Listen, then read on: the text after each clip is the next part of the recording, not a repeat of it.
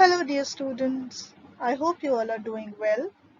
Today, we are going to take up the lesson Foods We Eat from our EVS textbook, Looking Around. Our body works all the time and carries out many functions throughout the day. We play, we study, we draw, write, eat, sleep, and so on. Have you wondered where does our body get the energy to do all that work? The answer is food. And this brings us to our lesson Foods We Eat. In this presentation, we are going to cover the following topics.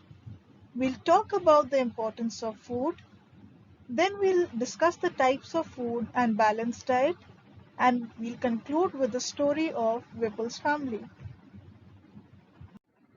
Let's discuss the first topic, that is importance of food.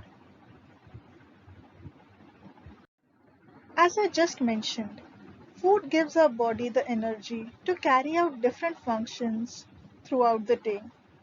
But is that the only function that food does for our body? No, it carries out other functions as well, like it helps our body to grow. You must have heard your elders saying to you often, finish all the food on the plate if you want to grow tall and strong. Do not waste your food. So yes, you must finish all the food, including the vegetables on your plate, if you want to grow tall and strong, as food helps our body to grow. And we all love to play, isn't it?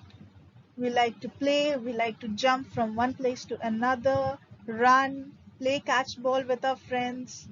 But while doing all that, we often get hurt. We all must have had a cut or bruise on our body at some point. But does that wound remain open forever? No, our body heals it. And how does it do so? It does it with the help of food. So, food helps our body to repair itself. That's why it is very important that you include healthy food in your diet. And last but not the least, if you are eating all your three meals, that is your breakfast, lunch, and dinner on time, and you're eating healthy food items, food will help you remain fit and healthy. We just discussed the importance of food, but have you ever wondered what is food made of? Well, the answer is nutrients. Nutrients are the useful substances present in our food which our body requires to grow, to get energy, and stay healthy. So, we need a combination of different food items on our plate every day so that we get all the nutrients from them. And this brings us to the second topic, that is types of food and balanced diet. There are three types of food: energy giving food, bodybuilding food, and protective food. Now let's first discuss about energy giving food. Energy giving food gives energy to our body to work, play, and so on. Food items like sugar, rice, potato are examples of energy giving food. Then second, we have the bodybuilding food. As the name suggests, it helps our body to grow and heal the injuries.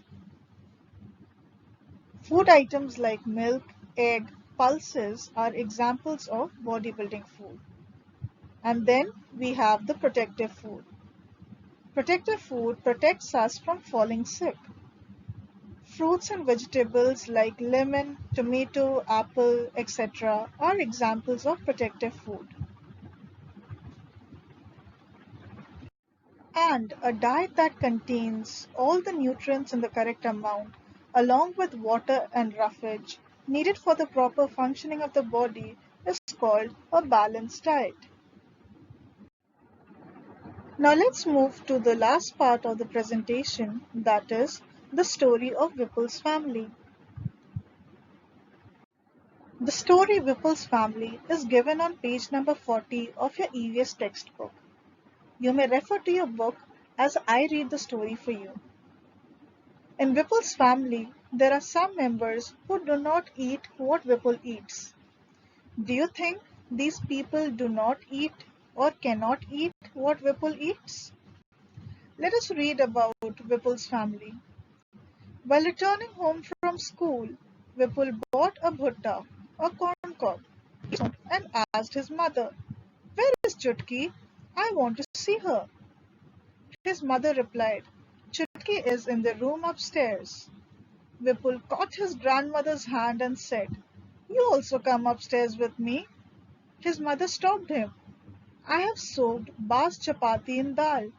Let her first have her meal." "Have you put sugar in the dal?